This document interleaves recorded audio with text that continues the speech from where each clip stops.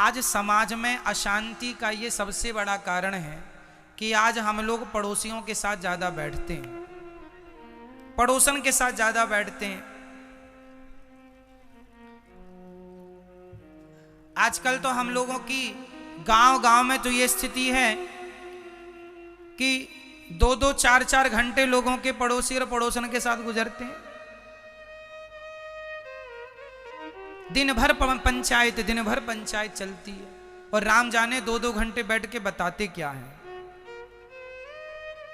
कोई सार नहीं उन बातों का जिन बातों में आप लोग डिस्कस करते हैं, कोई सार नहीं, लेकिन पंचायत चल रही है। वो अपने घर के दरवाजे पे खड़ी है, ये अपने घर के लो दरवाजे में खड़े खड़े 1 घंटा कब बीत गया पता न चला।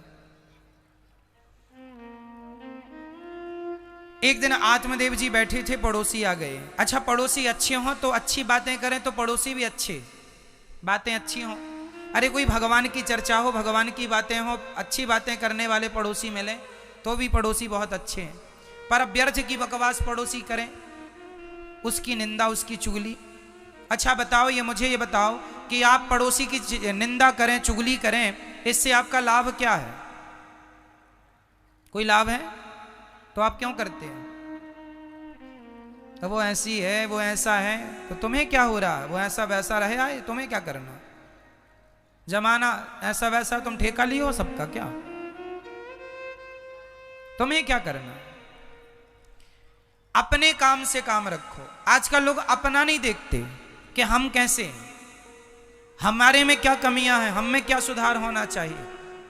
अपने में नहीं, दूसरे ऐसे हैं।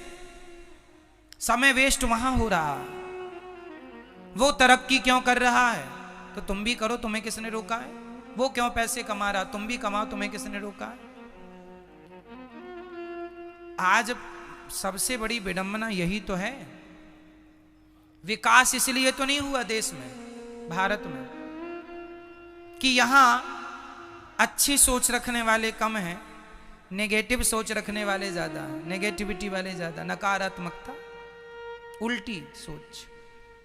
खुद कुछ करेंगे नहीं और कोई कुछ करेगा तो उसका पांव पकड़ पकड़ के खींचेंगे, व्यर्थ का समय बर्बाद करेंगे निंदा चुगली में। क्या करना हमें? सुनो क्या बातें होती हैं समाज की, वो सुना रहा हूं।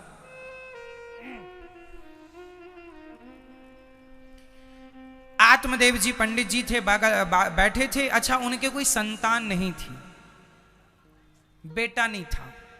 और आजकल जिसके बेटा ना हो ना, उसको तो रिश्तेदार, सास, पड़ोसी, पड़ोसन जीने नहीं देते। अरे तुम्हारी बहू के तो बेटा नहीं है। और खासकर ये बूढ़ी बूढ़ी माताएं, ये तो खाली पीली और बस इस घर में उस घर में उस घर में ये हाजमौला नहीं खाती 2 रुपए का खरीद के, 4-6 घर घूमती हैं और पंचायत करती हैं। और पंचायत भी क्या, बहू के है कुछ है नहीं, कुछ नहीं। अरे राम राम, 6 साल हो गए शादी के, कुछ तो होना चाहिए। लो अब यही पंचायत चल रही है, कुछ नहीं हुआ। लो अब देखो, इस घर से पूछ लिया बहू के हैं, नहीं कुछ नहीं है। अब दूसरे घर में गई, सुनो फलाने की बहू के 6 साल हो गए, कुछ नहीं है। संवाददाता बनी फिर रही है, सबको न्यूज देती है। बुढ़ापा आ गया, बाल पक गए, दांत गिर गए, ये नहीं कि राम राम जपे, भगवान का चिंतन करे, स्वर्ग जाए, नरक जाने की तैयारी पे लगी है बुढ़िया। बुढ़ापा तो ना बिगाड़ो अपना, पंचायत करके, प्रपंच करके। हमारा कोई नुकसान नहीं है, आपका नुकसान है। लोक परलोक दोनों बिगड़ेगा, इन बातों से कोई सार नहीं है। और सुनो, किसी की बहू के बेटा होए ना होए, तुम्हें क्या करना? तुम्हारी बहू के तो है ना, तुम क्यों नहीं दूसरों को जीने दे रही हो? एक बहन बोली, अरे फलाने की बहू के बेटा नहीं। अरे तुम्हारी बहू की तो है, 2-2, 4-4, तुमने कौन सा गढ़ जीत लिया? अरे भगवान ना करे। देखो कई बार डॉक्टर कह देता है कि ये स्त्री कभी मां नहीं बनेगी, कई बार डॉक्टर पुरुष को कह देता है ये पुरुष कभी पिता नहीं बनेगा, क्योंकि शारीरिक कोई कमियां रह जाती हैं। तो बताइए इसमें उस पुरुष की और उस स्त्री की क्या गलती है? क्या किसी अंधे को देखकर आप हंसेंगे? क्या लंगड़े को देखकर आप हंसेंगे? यदि आपने किसी को देखकर हंसी उड़ाई तो कल आपकी भी हंसी उड़ेगी। याद रखना, ईश्वर के घर देर है, ईश्वर हर चीज नोट करता है। इसलिए किसी स्त्री के बेटा नहीं हो रहा है तो उसका धैर्य बंधाना चाहिए, ना कि तेरे बेटा नहीं है। उसको हर जगह, कुछ लोग ना जलील करते रहते हैं उसको, हर जगह उसकी इंसल्ट करते रहते, अरे इसके तो बेटा नहीं है। कई लोग कहते हैं इसका तो बेटा नहीं है, इसका तो मुंह नहीं देखना चाहिए। राम राम राम, ऐसी गंदी गंदी तुम बातें भी कर लेते हो। अगले सुनो, थोड़ा दिन और रुको। तुम यदि ऐसा शब्दों का प्रयोग करोगे ना कि जिसका तो मुंह नहीं देखना चाहिए, बेटा नहीं है, तुम्हारे कुल में भी कोई ऐसी होगी कि उसका भी कुछ नहीं होगा, क्योंकि तुम दूसरों का मजाक उड़ा रही हो ना। हर जगह तुम्हें लग रहा है कि हम बहुत अच्छी हैं, हमने तो 2-2 बच्चा पैदा कर लिए।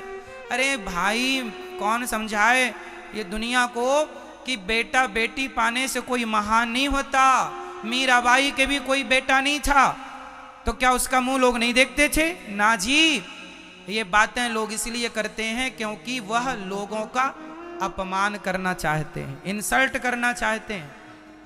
मीराबाई के कोई बेटा नहीं था, लेकिन आज मैं अपनी वाणी से मीरा का नाम लेता हूं तो मेरी वाणी पवित्र हो जाती है मीरा का नाम लेने से।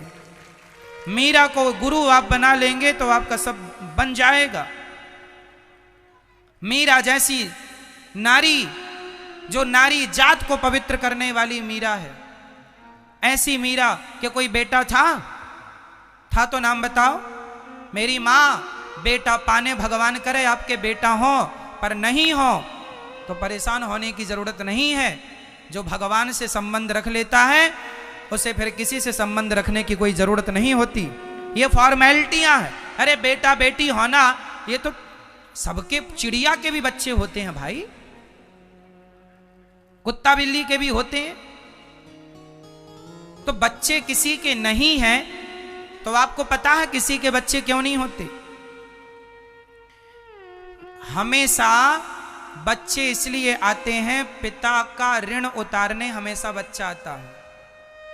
हमेशा बेटा किसका ऋण उतारता है? माँ बाप का। कहते हैं जिसके सिर में ऋण था तो उसका ऋण उतारने उसका बेटा बेटी आ गई, जिसके सिर पर कोई ऋण था ही नहीं उसके घर में कोई नहीं आया। ये तो और मुक्त आत्मा है।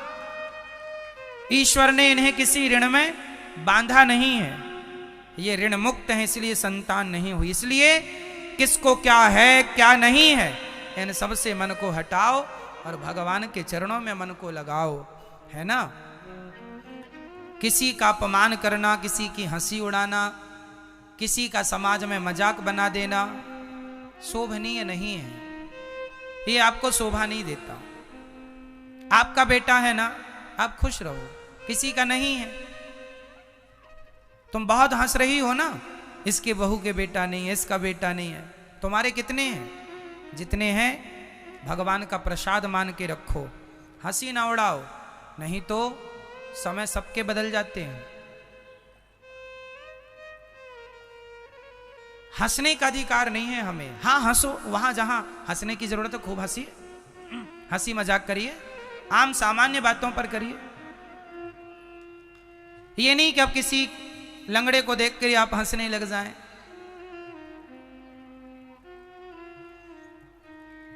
आत्मदेव जी के कोई संतान नहीं थी, पड़ोसी कह रहे हैं अरे तुम्हारे तो बेटा नहीं है, इसलिए तुम्हारे तो तुलसी भी सूख जाती है, गाय भी बांझ है।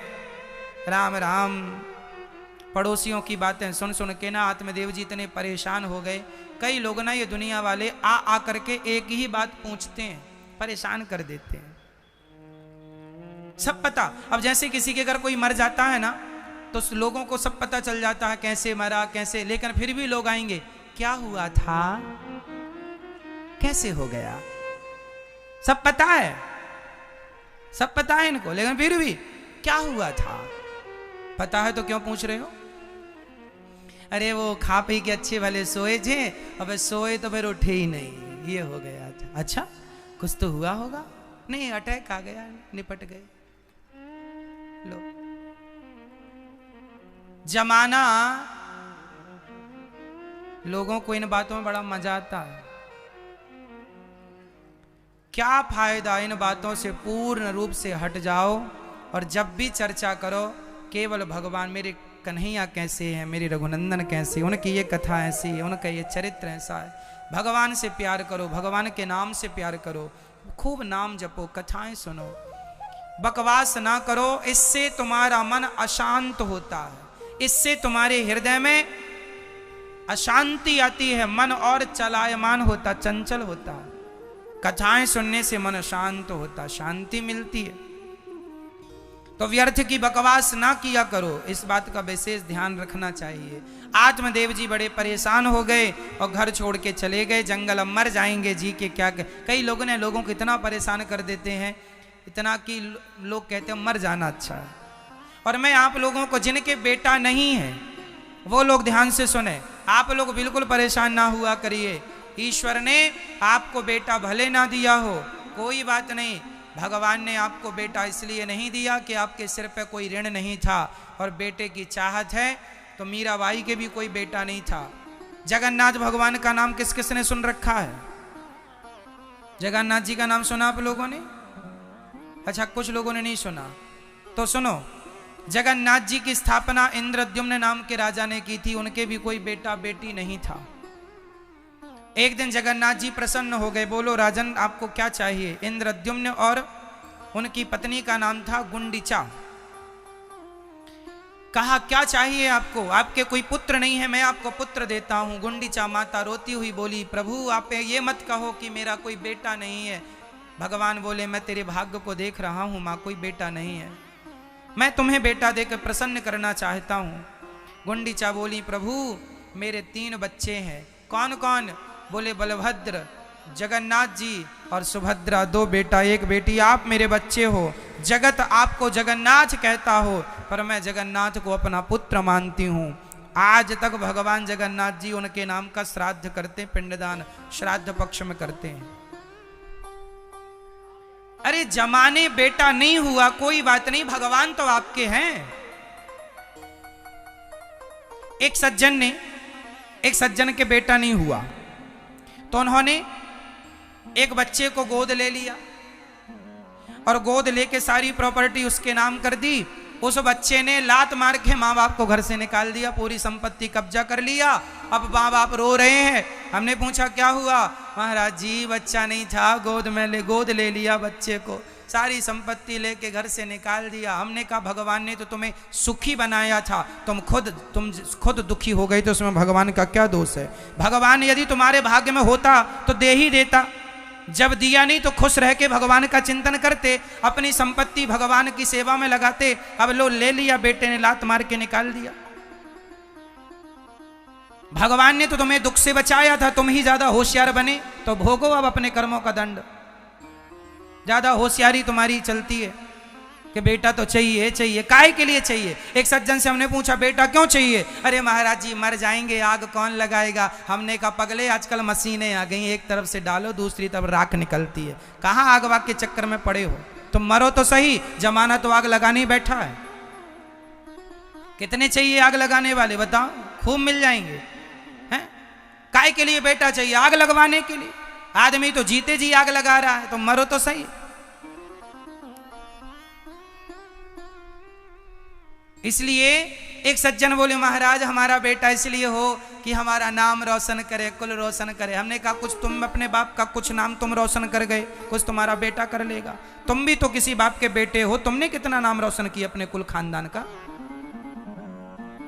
कितना बताइए। स्वामी विवेकानंद जी क्या अपने बेटे के भरोसे बैठे थे कि बेटा होगा तब वो हमारे कुल खानदान का नाम रोशन करेगा, देश का नाम? अरे भाई बेटा क्या करेगा, तुम खुद कर लो ना अपने कुल का नाम। कुछ अच्छे कर्म कर जाओ कि तुम्हारे नाम से तुम्हारे क्षेत्र को, तुम्हारे गांव को, तुम्हारे परिवार कुटुंब खानदान को जाना जाए। और रही वंश की बात, तो कितनों की वंशावली खत्म हो गई।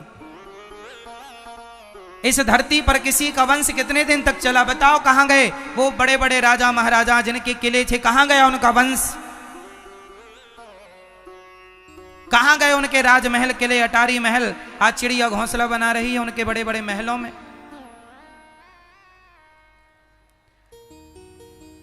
ये प्रकृति का नियम परिवर्तन है। जो आज है कल नहीं रहेगा, जो कल नहीं था वो आज है।